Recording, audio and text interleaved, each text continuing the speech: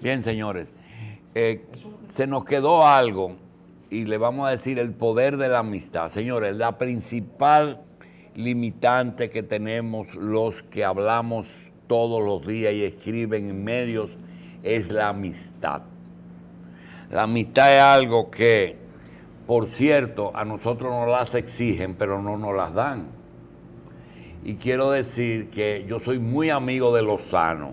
Lozano es un especialista en encuestas y estudios políticos, es politólogo, todas esas cosas que saben mucho.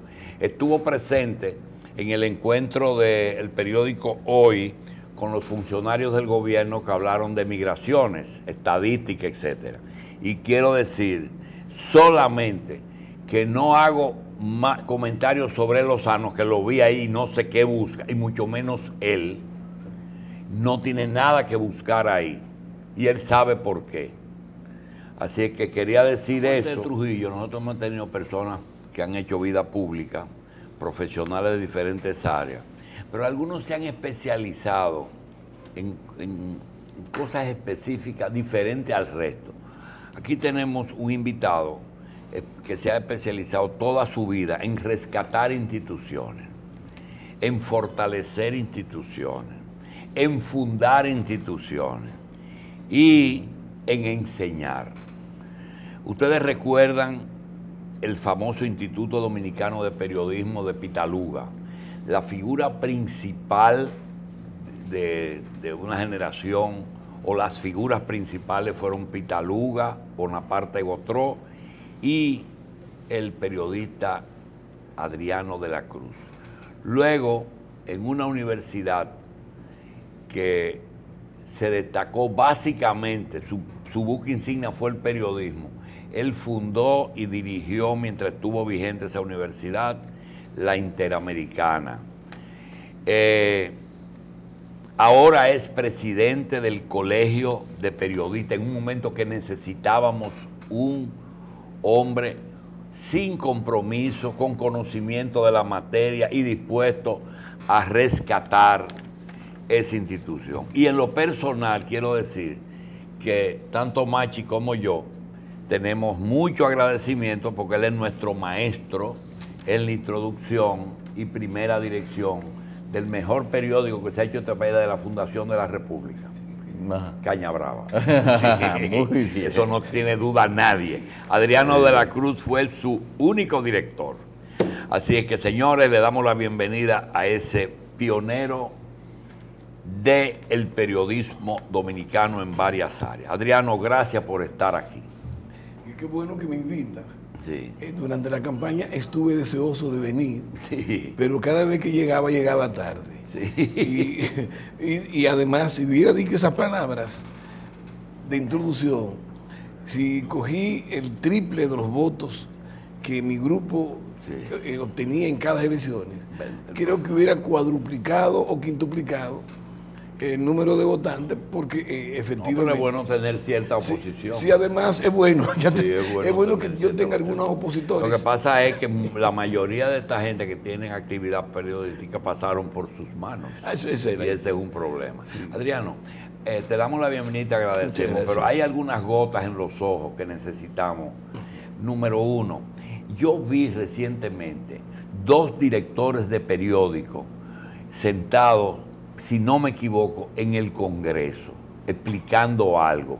Creo que de los 2 periódicos de mayor circulación, Adriano, Manuel Miguel Tejada, y mi amigo, el director del Listín, don Franjul. ¿Qué se estaba tratando de convencer a los legisladores? Mira, hay un ambiente. Nosotros estamos presentando un nuevo proyecto de ley de colegiación, porque ya es una ley vieja. El día 30 de junio de 1983 se fundó el nuevo colegio bajo esa orientación. ¿Qué ocurre? Las leyes se ponen viejas, como todas las cosas de seres humanos. Hay que renovarlas. Hay que renovarlas, y la dinámica de la comunicación es mucho más dramática que en todas las demás estructuras de la sociedad. El cambio permanentemente, todos estos instrumentos de comunicación Ustedes recuerdan cuando imprimíamos Caña Brava, y ya usted lo dijo con mucha elegancia, quizás el más importante periódico, Sí. Objetivo e independiente, porque tenía esas dos condiciones y además nos dábamos el lujo de tener... Más que a Mampur, ¿verdad? Sí, bueno, porque era objetivo e independiente. Sí, y odiosamente independientes. Sí. Porque le caíamos mal a los dueños del gobierno de esa época, Sí. pero le caíamos bien a los opositores que nunca nos usaron. ¿En qué consiste el proyecto?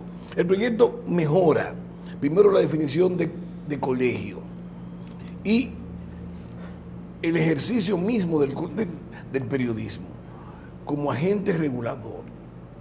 El colegio es el regulador de la condición del periodista, porque ahora hay demasiadas oportunidades para hacer comunicación dentro del carácter profesional del periodismo. Abarca los digitales, el periodismo completo. Sí, ahí que va.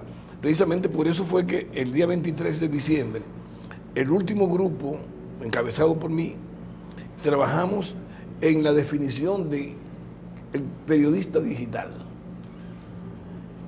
Naturalmente que ese proyecto no lo patrocinó la ¿Qué UNESCO. tiene de diferente, Adriano?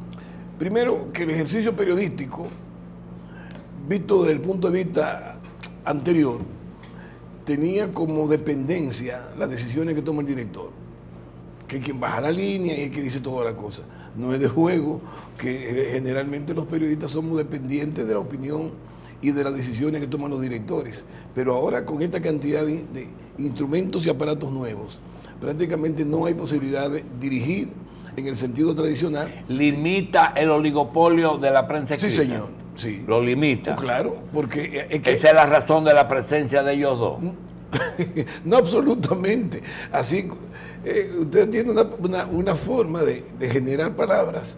No, porque tú recuerdas el pleito de la colegiatura, fue una guerra entre dueños y periodistas. Sí, periodistas. Inclusive periodistas que se precian hoy de defender el periodismo y los periodistas estaban del lado opuesto Sí. a la colegiatura. Sí. ¿Tú recuerdas? Pero claro, ahora, ¿qué ha pasado? Nosotros estamos dando la apertura a ese nuevo periodismo, no al de Tom Wolfe, sino al ejercicio del periodismo como tal, y permitiéndole a quienes trabajan de manera independiente. ¿Cuántas páginas web hay abiertas? 600 y pico. O sea, todo el mundo está informado. Pero yo pregunto, si por lo bajo se dice, no puede ser que una persona tenga tanto poder, y él no tiene limitación, Se llama oligopolio. como por ejemplo Pepín Corripio, Sí. que tiene todo el poder, todos los medios de comunicación escritos, y pregunta, si él nunca le ha puesto limitaciones a nadie, ¿por qué hay que limitar al dueño si él ha dejado que todo fluya? Los periodistas son inteligentes y saben de quiénes son esos intereses para no tocarlos. A mí hay más autocensura. Ahorita mismo, cuando yo dije el asunto de Lozano, hay más autocensura de Sí. nosotros que de los dueños. Sí, es más respetuoso. Autocensura no, más respetuoso. Mira, Adriano, recuérdate de Síntesis, cuando Teleantilla. Él acababa de comprar Teleantillas a Hornes y nosotros fuimos de los primeros productores de ahí. Tuvimos 5 años ahí, Machi, Cabito y yo. Nunca recibimos una llamada y en esta oportunidad todavía no ha ocurrido, ni siquiera cuando se tocan sus intereses. Entonces yo pregunto, a los dueños, ¿por qué hay que limitarlos si nunca ha puesto una traba? No es limitar el dueño. Es más, tú tienes el caso de que Juan Bolívar Díaz es más dueño que él. Sí. Es más dueño que él. Y porque a Juan Bolívar Díaz es una matriz de opinión. Es una máquina. Sí, y una matriz de opinión Sí, seguro. en todo el sentido de la palabra. Lo que ocurre es una especie como de respeto a los intereses del dueño. Bueno, no sabemos, porque no es verdad que yo voy a permitir que aquí vengan a insultarte. Yo no lo voy a permitir. Me pueden decir lo que quieran, pero el que se sienta y habla de Adriano tiene problemas con nosotros. Bueno, entonces ¿eso es qué? Intereses del dueño. Es decir, que hay intereses que son buenos. Pero seguro que pesan más que aquellos. Son lícitos. Y son lícitos. Yo recuerdo cuando... Y yo te digo, no, váyase a otro sitio a acabar conmigo o contigo. Sí, yo recuerdo cuando comencé a dirigir Caña Brava. Sí. Me dijiste, mira, estas 10 personas. Sí, seguro. Sí, trata de evitar, de no mencionarla, ni bien ni mal. Ni bien ni mal. Óyeme, no me puso censura, sino que me trazó línea ética de trabajo. Sí. Y eso es lo que nosotros andamos buscando, que haya una clara definición sobre qué es lo ético desde el punto de vista de no chocar con los intereses. Siempre lo ético será el problema del bien y el mal, pero sobre la base de los intereses. Entonces tú me dijiste muy claro y yo entendí algo que a partir de ahí que lo predico. Pero seguro, porque el problema es que tú, el que te cierra, le debíamos la rotativa a un banco. No menciones ese banco, porque nos quita la rotativa. Una 4 cuerpos de una Harley. Que vayan a otro sitio, ¿verdad? Bueno, pues la ley, volviendo otra vez, la ley lo que hace es que... La ley lo que hace es que intenta decirle a los periodistas, mire, esto es así y esto es así.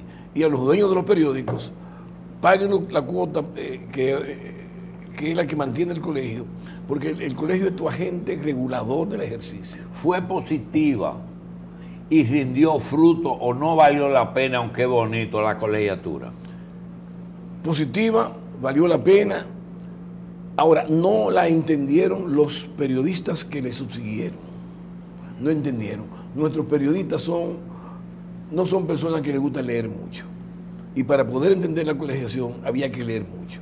Porque todo está entroncado en un problema de filosofía, donde los intereses internacionales definen cuestiones de mucho nivel y nuestros periodistas directivos no entendían eso. Ahora que nosotros llegamos, que entendemos que el ejercicio periodístico no solamente como práctica, sino como enseñanza, está atrasadísimo. Tú que te dedicaste más a la enseñanza y a la academia y un poco a la escrita, ¿cómo tú ves la televisión, la radio y los digitales? Tú personalmente. Sí. Primero, unos atrasados, en el caso de la radio, en materia de información, en materia de cumplimiento de los fundamentos del ejercicio periodístico, atrasadísimo. En el caso de la radio, en la televisión un poco más avanzada, pero los periódicos escritos siguen siendo exactamente los mismos. Desde que Machi y yo hacíamos periodismo, ¿te acuerdas que las que salen aire no se pagan? Esa es la columna de Machi. Desde ese entonces nada ha cambiado. Y tú dirigiste quizás, fundaste uno de los periódicos más dinámicos, a un grado tal que yo recuerdo que Balaguer nos dijo que si éramos brujos, porque nos adelantamos los acontecimientos, que con Balaguer era fácil. Uno veía el lanzamiento de Balaguer fácil, ahora que tiraba muy duro. Y podíamos nosotros adelantarnos y predecir lo que... Bueno, pero con el tiempo nos sentimos muy bien porque no nos equivocamos. No nos equivocamos. Pero vivimos equivocados todo el tiempo, hasta ahora que nos dimos cuenta. Por el ejercicio, sí. Por el ejercicio. Sí, definitivamente estuvimos perdidos. ¿Qué fue el IDP para la prensa dominicana? El padre del periodismo. El padre del periodismo de la República Dominicana fue el IDP. Primero porque los primeros 180 periodistas que en un periodo de tiempo hacían trabajo periodístico fueron egresados del IDP. Bien, la Facultad de Periodismo de la UAS tiene una cosa, y es que la principal materia no era graduado en periodismo, sino graduado en antibalaguerismo. Era una materia obligatoria en la UAS. Sigue siendo, sigue siendo, pero Balaguer está muerto y en consecuencia la ideología y no hay objetivo. Perdió su razón de ser. La educación nuestra ha estado siempre basada en elementos opositores. Hubo una época que se hablaba de un Camilo Ponce, el filósofo de la educación, y todas las cuestiones estaban orientadas a ese tipo de enseñanza. Una vez que perdió su esencia, la enseñanza socialista en la educación se fue a pique. Hoy andan inventando filosofía educativa, pero no encuentran los asideros correctos para que todo eso funcione. Hay 3 periodistas que la gente lo ve, lo mencionan todos los días, uno no sabe, pero tú y Machi creo que conocieron los 3, convivieron. El primero fue el que regresaba de Romana, Guido Gil. El segundo fue Orlando Martínez y el tercero fue Narcisazo. Pregunta, ¿ellos hacían periodismo o política? Los 3 hacían política, obedecían a líneas de partido y los partidos le trazaban el qué deben decir, pero realmente su cuestión informativa no tenía el impacto que nosotros queremos que tenga hoy. Era todo ideología y orientación política, y naturalmente por eso fue que chocó con los gobiernos de la época. Otra fuente, IDP, UAS y después la UCE. ¿Por qué produjo la UCE teniendo la dificultad de la distancia tantos periodistas? Costaba 50 pesos el que José no le cobraba. Sí, y 5 pesos la inscripción de semestre. Y después teníamos el mismo profesor de periodismo del Aquí IDP. Lo tenían allá. Lo teníamos allá, que era yo, y Lipe Collado, que hacíamos un trabajo. Tengo que preguntarte por Ocal López Reyes. ¿Dónde está? O en su trabajo. Tiene un negocio de publicidad y mercadeo y sigue enseñando periodismo en la UIM. Y creo que lo hace con una gran seriedad y mucho respeto. Bien, yéndonos a lo de ahora. Adriano, después de tus 2 años en el Colegio Dominicano de Periodistas, ¿qué te gustaría dejar de impronta? Y de que eso lo hice yo, diferente a lo que había. 4 cosas importantísimas. Primero, un centro de enseñanza virtual. Ya tengo desde el viernes pasado, tengo 28 máquinas, computadoras nuevecitas. Porque para los afiliados. Sí, para que vayan ahí a aprender periodismo digital, para que vayan a aprender este asunto de periodismo online y todo este tipo de cuestiones modernas. Ya tengo los programas. Para periodistas. Para periodistas. Y además ya conseguí con CAGEFI una estructura educativa para que aprendan a manejar todos estos términos técnicos. ¿Tú no estás haciendo una miniatura de universidad periodística ahí? Sí, no lo niego, porque eso es lo que le falta al periodista, formación. Y no lo niego porque lo que le hace falta al periodista es lectura. Y no lo niego porque lo que le hace falta al periodista es capacidad. El segundo tema, ese uno, educación. Dijiste 4 cosas. Sí, ahí va. La segunda, fuente que le ingrese dinero al periodista para que genere su propio instituto de seguridad. Seguridad social. Y Realmente. eso no tenemos 1% que los medios tienen que aportar. No lo aportan. Y no solamente se niega, sino que se hacen los chivos locos. Quizás el único periódico es el periódico El Caribe, que cumple. Y no debo denunciar a Corripio. No, porque cumple. El periódico El Caribe cumple, pero hay que vivir ahí en la puerta de ellos para que puedan pagar. Los demás se hacen los locos. ¿Y con eso se puede hacer un buen fondo de pensiones? No, es que con dinero de todo el mundo. Y por eso es precisamente la ley nueva que tenemos. Bien. 3. La tercera cuestión es generar en el ánimo del periodista, en todo el país, que ellos tienen que generar su propia capacidad de producción. Aquello volver al periodismo local. Sí. Aquello que hacíamos los periodistas de los pueblos. Sí.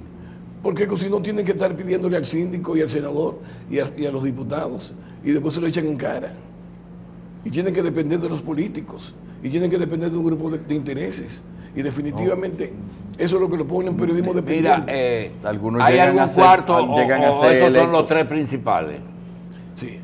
No, esos 3 principalísimos. Bien. Hay un tema y tú sabes que la gente, ayer nosotros hablábamos de por qué la gente estudia sacerdocio y nosotros poníamos de ejemplo de que un campo, un agricultor tenía 5 o 6 hijos, tenía 10 tareas de tierra y algunos curas me han confesado, bueno, me quedaban 2 caminos, o dividíamos la tierra en media tarea cada uno, que no íbamos a poder vivir, o me metía a guardia o me iba al seminario. Eso es por lo que muchos fueron al seminario, no necesariamente por vocación. Y por eso hay tanta falla de origen. El segundo punto es el médico. Se ve bonito, te confieso, un joven apuesto, con un zapato blanco y una bata, y el respeto de todo el mundo porque juega con lo más preciado, la vida. Entonces mucha gente, por inspirar ese respeto, pues estudiaron medicina. El tercero fue el periodismo. Óyeme, el poder de una grabadora y meterle por la boca una grabadora a un presidente de la República, eso le da prácticamente como una ametralladora 50 a una persona humilde que decidió estudiar comunicación. Tú te encuentras por ahí 200 o 300 personas que están estudiando comunicaciones en la Universidad del Caribe, para ponerte una sola, sin contar las otras que todas tienen facultad de periodismo. Pregunta: cuando toda esa gente ya estén requiriendo trabajo, ¿dónde el colegio lo va a poner a trabajar?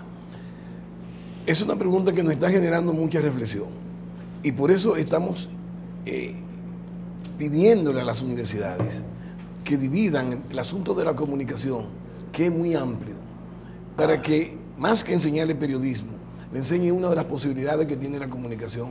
Por ejemplo, la comunicación institucional, la comunicación empresarial, la comunicación industrial. Públicas. Pero todo eso bajo el marco de las relaciones públicas, que es una manera de manipular el ejercicio periodístico. Y debo confesarlo con toda sinceridad. Entonces tú no ves mal que después que tú formes ese periodista integral, pueda coger e ir a Altis y hacer un contrato de relaciones públicas, otro de difusión de prensa, otro va al gobierno y es relacionador público de educación, y otro va a un hospital y dice: yo quiero la dirección de prensa de aquí. Eso tiene muchas oportunidades. Sí, eso es lo que veo. Por eso, cada diputado debía tener un relacionista público. Sí, pero hay un problemita también, Adriano. Cuando hay un periodista que trabaja en un medio de un dueño y tiene un sueldo limitado, entonces viene y te dice: yo quiero alquilar media hora de televisión. Entonces es reportero de un periódico o de un noticiero y tiene su propio programa. Entonces ese programa se canaliza la publicidad que le completa el sueldo. Sí. ¿Tú eso lo ves mal o bien? No, yo lo veo mal. ¿Por qué? Primero porque está haciendo funciones, es esposo de uno, amante del otro y amigo del otro. Y eso tiene un nombre en la vida social. No hay posibilidad de que haga esas cosas. Una de esas cosas las se puede hacer bien. Las otras dos están maleadas, Adriano, están convertidas, están prostituidas en cierto modo. Aquí hay gente que está dedicada nada más a colocar cosas en los periódicos. Bueno, y eso. ¿Qué tú haces? Yo coloco publicidad. Sí, eso. Solamente. Pero yo te estoy hablando de las posibilidades que te generan. Sí, pero son posibilidades. Son 8.000 estudiantes de periodismo. ¿Todavía ustedes tienen los camarógrafos y los que trabajan en prensa? No, está en el sindicato. Bien, adelante. Adriano, tú le estás dando seguimiento a lo que está escribiendo Frank Juno. Sí, estoy leyéndolo. Él está preocupado, él está buscando el camino. Sí. Él no lo encuentra, pero él lo está buscando. Mira, entonces debe hacerse un evento serio, recopila y lee lo que él está escribiendo, porque él está buscando el camino pero no lo encuentra, de cómo transformar esto y cómo realmente este periódico tradicional responde a lo que está sucediendo. Es decir, y es el único que yo veo que está haciendo eso, de los directores de periódicos en la actualidad. Él está buscando el camino de cómo saca el listín a competir en este mundo de hoy, donde hay tantas informaciones que se le escapan al periódico, que son importantes para la gente. Mira, porque estamos viviendo en un mundo global. Sí. Porque hay una parte de la información que, independientemente el idioma que la gente hable, del color de la piel y dónde está ubicado, le interesa a todo el mundo. E incluso son más impactantes que las locales, porque los líderes mundiales, los que dominan las redes en el internet, son líderes mundiales, no son líderes locales.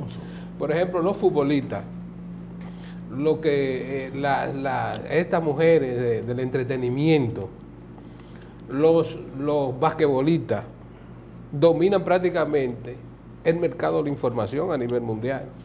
Entonces los periódicos siguen con lo mismo. Entonces no están compitiendo en términos de lo que es el mundo digital. No se están leyendo como deben leerse. Y por eso van desapareciendo. Los periódicos digitales no han podido insertarse y ser eficientes económicamente porque su nivel de posicionamiento en la red es muy corto y eso obedece a la temática que trata. Sí, hace un ratito, entonces yo creo que hay que hacer un evento serio con los directores de periódicos, invitar los grandes, los gigantes, ¿no?, de la red a nivel internacional. Bien. Igual que los rectores, porque hay que hacer un nuevo penso del periodismo. Hay que hacer todo nuevo. Esto ha cambiado muy rápido en la nariz de la gente. Hace un ratito Julito decía algo que los dueños influyen, excepto uno, que no se mete en nada, pero los demás influyen. Y esa influencia, a veces, desde el punto de vista que uno lo ve atrasada, ellos insisten en que debe ser así. Y por eso es que la lucha que hay. Bien, señores, nosotros creemos que por varias razones que dijimos al principio, con Adriano de la Cruz se puede hablar mucho. Es más, el doctor Junior Espinosa, Machi Constant, Rafael Grullón y Carlos Alonso podrían perfectamente agotar horas hablando solo con él. Yo cometí un abuso y ahora vamos a tener que obligar a Adriano a que venga por lo menos 50 veces para tratar problemas caramba, que nosotros por lo menos vamos a enunciar para que no diga, pero tú no le trataste tal tema. Sí. Número uno, el tema de la posible disminución o desaparición de la prensa escrita por la prevalencia de los digitales. Segundo, los costos de la prensa escrita. Después, lo difícil que es mantenerla. También tenemos que la televisión, con la necesidad que tienen las telefónicas que producen el dinero de ocupar más el espectro radioeléctrico, también va a tener una disminución, y además por la presencia de medios digitales y de medios escritos dentro de los digitales. Tenemos también la radio, que porque es lo menos costoso, y se trata de que por eso es que ustedes ven que cada rato abren el micrófono, porque a esas señoras no hay que pagarles lo que llaman. Lo mismo de los digitales. La prensa escrita tiene noticias, tiene opiniones, tiene investigación, pero hay algo que nosotros quisiéramos hoy por lo menos tratar, y es el tema del monopolio u oligopolio que tiene la firma dentro de la que está este canal. Posiblemente mucha gente entienda que en esos medios se pone la opinión del dueño, y quiero decir con conocimiento de causa que el origen y la razón de que el dueño de estos medios está en medio es por lo siguiente. Él no le va a gustar que digamos el por qué, pero cuando usted tiene el número uno en el lugar de la empresa que más liquidez tiene, no es la más rica, los Vicini son los que más activos tienen, pero el que tiene mayor liquidez es el Grupo Corripio. Segundo, tiene la mayor cantidad de medios escritos. Tiene 4 o 5 medios escritos y relaciones familiares con el otro. Tiene radio, no mucho, pero tiene radio. Y tiene 125 empresas que están operando, de las cuales hay más de 100 que tienen capacidad de colocación publicitaria, que nadie tiene ese privilegio. Tener la capacidad para colocar él solo, mantener sus medios, no es el caso de la competencia en radio y televisión que tiene el Grupo Telemicro, que tiene que asistir, obligatoriamente el Estado tiene que apoyarlo.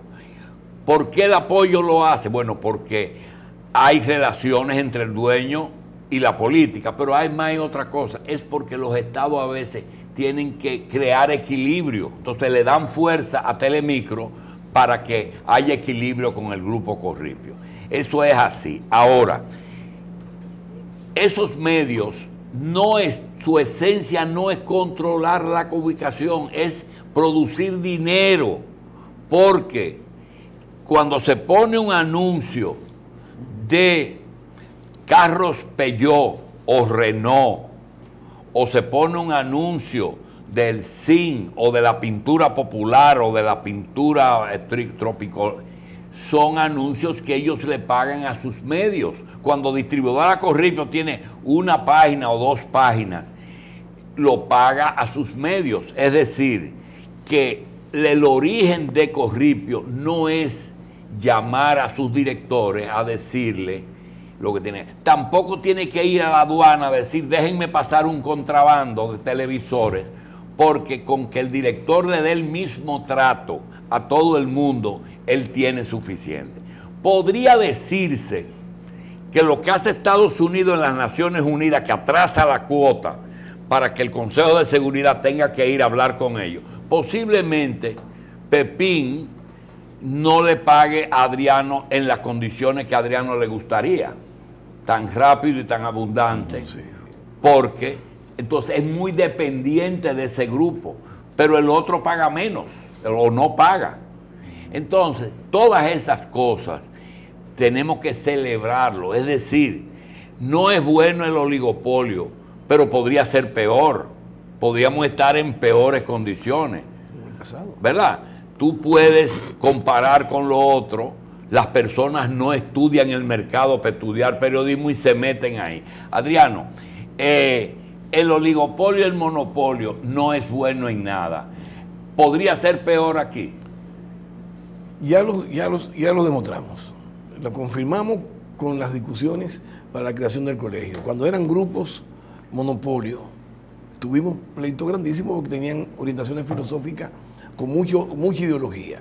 Tenían muchos temores, creían que el ejercicio periodístico se iba en aquella época, se iba a tornar totalitario. Acuérdate que los periodistas se formaban con una orientación ideológica que parecía un periódico cubano. Sí. Y ellos tenían miedo de que los periodistas fueran a cubanizar las informaciones. Sí. Esa es la cuestión. Ahora, ¿qué ocurre? Eso no funcionó porque ellos se opusieron a un grado tal que se fueron y se incriminaron. Se dejaron apresar. Todo el mundo recuerda aquella foto de Orne, don Rafael, esposados, que entraron a la cárcel. Porque ellos tenían temor de que el periodismo fuera totalitario o ideológicamente de izquierda. Bueno, triunfaron. Eso era la época del monopolio, pero no servían los periódicos. No generaban una opinión, excepto que no fuera un editorial de don Rafael anunciado, frente a, por ejemplo, una realidad específica, la muerte de Orlando Martínez. Ya.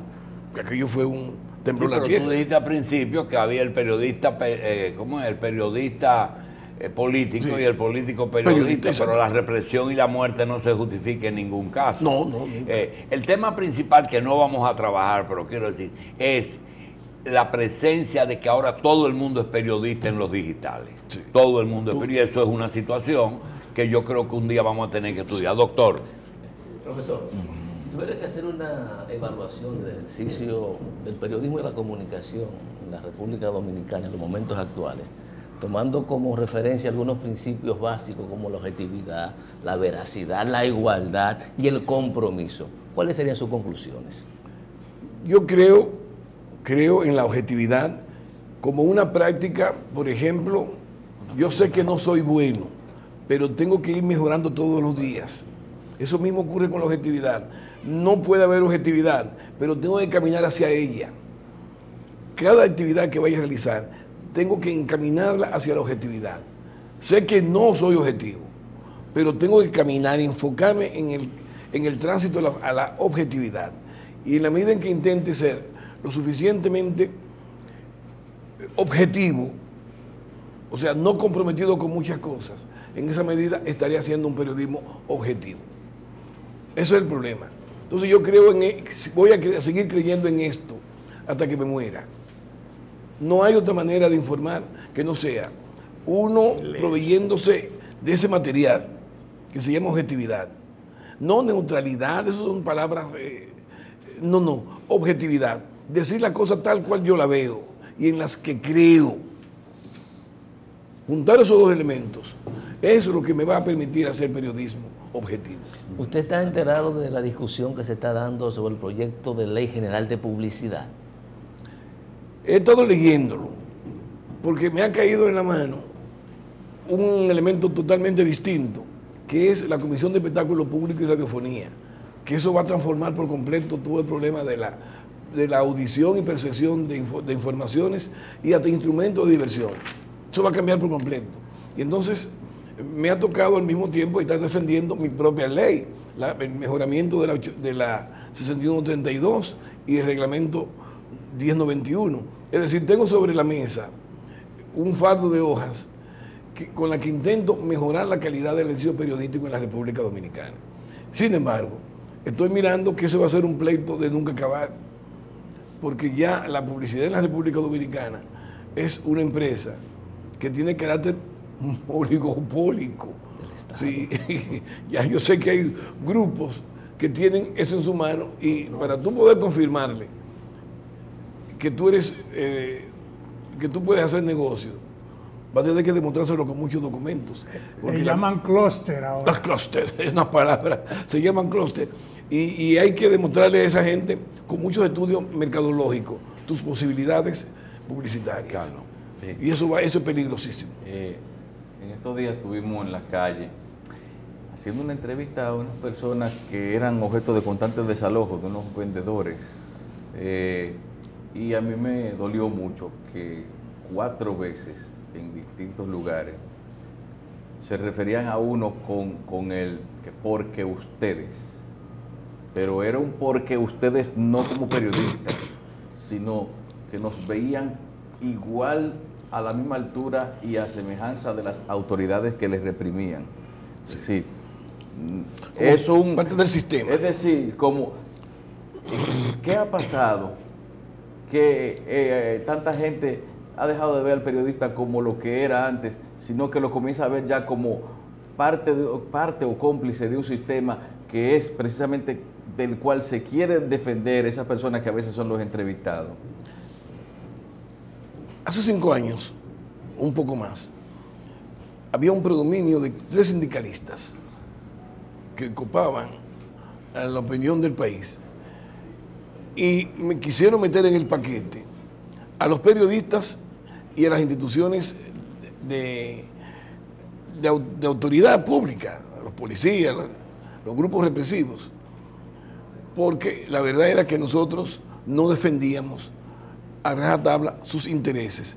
Eso aquellos se llamaban sindicalistas, pero no el sindicalista tradicional, sino el sindicalista empresario.